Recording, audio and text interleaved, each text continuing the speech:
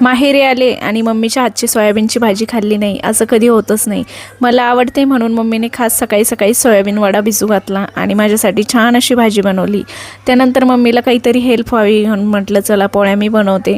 तर पीठ भिजवून घेतलं आणि आता मस्त अशा पोळ्या बनवून घेते. त्यानंतर आम्ही सगळे गरमागरम जेवण करू, कारण आता सध्या देवेनी इथे नाही आहे, त्यामुळे मग थोडासा माझ्यावरती कामाचा लोड येतो. लोड नाही पण मम्मीला मदत म्हणून मी करत असते.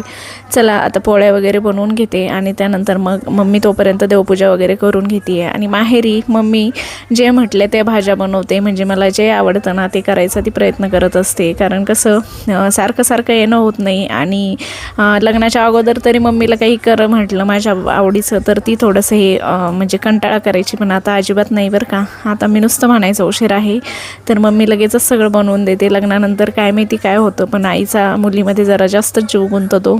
आता आमचा स्वयंपाक झालेला आहे. त्यानंतर मम्मीने छान अशी देवपूजा करून घेतली आणि मस्त घरात प्रसन्न वाटत आहे. आता यांचं दोघांचं चालू आहे बीटरूट खाणं. सौरूचं डाएट असतं त्यामुळे तो सकाळी जेवत नाही, तो फक्त नाश्ताच करतो. आणि अभय आणि भैया मामा दोघंच जेवण करत आहेत. त्यानंतर आम्ही दोघी देखील जेवण करू आणि पप्पा गेलेले आहेत ड्युटीला. चला तर भेटूया पुढच्या ब्लॉगमध्ये. बाय.